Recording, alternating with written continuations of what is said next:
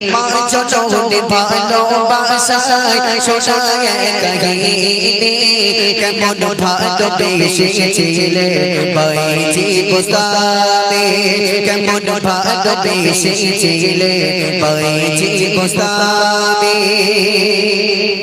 মাকে ভালোবেসেছিলে বাইজি বুস্তানে সদা মায়ের দোয়াতে কদম দিতে জমে মাকে ভালোবেসেছিলে বাইজি বুস্তানে সদা মায়ের দোয়াতে কদম দিতে জমে আল্লাহ নবী বাইজি ছিল ভক্ত মা জননী মায়ের প্রতি অবহেলা কখনো করেনি মা জননী বিমারি হলে মা জননী বিমারি হলে পাশে সদা থেকেছে মা জননী বিমারি হলে পাশে সদা থেকেছে বিমারি রাতে মায়ের পাশে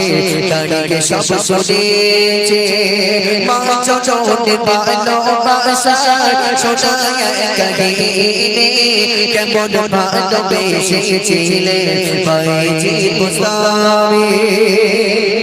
একদিন বাইজিদের আম্মা অসুস্থ। বাইজিদকে ডাকলেন, আমার প্রাণের প্রিয় ছেলে বাইজিদ, আমি আম্মা জান অসুস্থ, আমি তো উঠতে পারি না, আমি একটু পানি খাবো, আমার জন্য এক গ্লাস পানি নিয়ে আসো। বাইজিদ বুস্তামি কি করলেন, এক গ্লাস পানি নিয়ে এসে দেখলেন আম্মা জান ঘুমিয়ে পড়েছে। আমরা হলে কি করতাম, পানির গ্লাস রাখতাম আর ওইভাবে চলে যেতাম অন্য ঘরে, কেননা আমার আম্মারা এখন আবার ডিজিটাল হয়েছে, ছেলেপিলেদের ইসলামিক না শিক্ষা দিয়ে ইংলিশ মিডিয়ামে পড়ায়। হয়তো কোনোদিন বলবে মা গুড বাই, তাই না, আই এম সরি, তাই না, ঘরে একটা বউ এসে গেলে তখন I am sorry good bye, তোমার দিকে আমি আর তাকাতে পারি না, তাই না। বাইজিদ বুস্তামি তিনি মস্ত বড় আল্লাহর ওলি কেমন ভাবে হয়েছিলেন, মায়ের কতটা দুয়াস পাওয়ার, মায়ের কতটা সম্মান, আপনার একটু ভালো করে শুনবেন। বাইজিদ বুস্তামি পানির গ্লাসটা হাতে নিয়ে সারা রাত দাঁড়িয়ে রইলেন। সকালবেলা কি হচ্ছে প্রিয় কবি ছন্দের মাধ্যমে লিখছে, দেখুন। মা জননী বলে বাইজি কাপড়ে তো পানি এনে দেখে বাইজি ঘুমায় মা জননী। মা জননী বলে বাইজি কাপড়ে তো পানি এনে দেখে বাইজি ঘুমায় মা জননী। সকাল বেলা দেখে জননী রজনী তবু ছেলে দাঁড়িয়ে আছে হাতে পালে সারা রাতে না ঘুমিয়ে সারা রাতে না ঘুমিয়ে দাঁড়িয়ে গেল ছেলে সারা রাতে না ঘুমিয়ে দাঁড়িয়ে গেল ছেলে সাজে পানি ও চন্দনে এসে দেখে ঘুমিয়ে গেলে সাজে পানি ও চন্দনে এসে দেখে ঘুমিয়ে গেলে। আম্মা জান বলে বাইজিদ এখানে দাঁড়িয়ে আছো কেন বাবা, পানির গ্লাস হাতে নিয়ে দাঁড়িয়ে আছো কেন বাবা। তখন বাইজিদ বুস্তামি বলছি, আম্মা জান আপনি কালকে আমার রাত্রে একটু আমার কাছে পানি চেয়েছিলেন, পানি, আমি এসে দেখি আপনি ঘুমিয়ে পড়েছেন, আমি যদি পানির গ্লাস রেখে যদি চলে যেতাম তাহলে আমার অসুস্থ মা ঘুম ভাঙলে পানি কোথায় পেত, আমার কাছে তো পানি খেতে চেয়েছে, আমি ওই জন্য আপনি অসুস্থতা বলেছেন, আমার মা যদি রাত্রে ঘুম থেকে উঠে যদি পিপাসা পায় ওই জন্য পানির গ্লাসটা আমি হাতে নিয়ে দাঁড়িয়ে রয়েছি, আমার মায়ের কখন ঘুম ভাঙবে আমি তখন আমার মাকে পানি পান করাবো, জোরে বলো সুবহানাল্লাহ।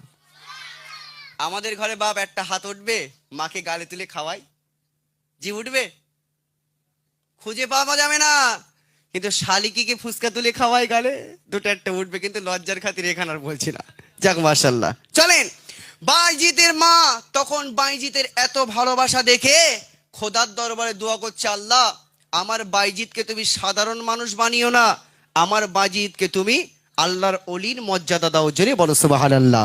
আর বলতে না বলতে আল্লাহ পাক মায়ের দোয়াকে কবুল করে নিয়ে বাইজিদকে বড় মস্ত বড় ওলি বানিয়ে দিলেন, জোরে বলো সুবহানাল্লাহ। এই কচি, তাহলে গজল থেকে কি শিখলাম? আমি বলেছি প্রত্যেকটা গজল ইনশাল্লাহ কোরআন হাদিস থেকে আপনাদের বুঝিয়ে দিয়ে যাব। তবে আমাদের গজলগুলো শুনতে গেলে এখানে ভালো করে বসতে হবে। প্রত্যেকটা গজল কোরআন হাদিস থেকে ইনশাল্লাহ আপনাদের দিয়ে যাব। অনেকে বলে গজলে কিছু পাওয়া যায় না, তবে গজলে কিছু আছে কিনা আমি আজকে বুঝিয়ে দিয়ে যাবো ইনশাল্লাহ। যদি না বোঝাতে পারি আমাকে স্টেজ থেকে নামিয়ে দেবেন, আমি তাতে কোনো দ্বিধাবোধ করবো না। চলেন তাহলে কি শিখলাম? মায়ের দোয়ায় আল্লাহর ওলি হওয়া যায়। সেই মায়ের পায়ের তলা আমাদের কি শোনা? জান্নাত, তাই না? সেটা ভুলে গেলে চলবে না। প্রিয় কবি শেষ ছন্দে লিখছে, দেখুন। বাইজিদের ভালোবাসা দেখিয়া জননী খোদা তারে আরজি করে ওনে বানাও কোরবানি। বাইজিদের ভালোবাসা দেখিয়া জননী খোদা তারে আরজি করে ওনে বানাও কোরবানি। মায়ের তোমা কোমল বাবা পাইছি পুস্তামি ওলি বেবে খোদার কাছে ফটো ফিলি গোদামি। তাই বলি গো আব্দুল মান্নান বাকি কওলো গীতিমা। তাই বলি গো আব্দুল মান্নান বাকি কওলো গীতিমা। মায়ের তোমা ওনে পাওয়া যায়, পাওয়া যায় যে জান্নাত। মা জননীর ভালোবাসা শোনায় কাহিনী। মা জননীর ভালোবাসা শোনায় কাহিনী। মাকে ভালোবেসেছিলে কেমন ভালোবেসেছিলে বাইজি গোস্বামী।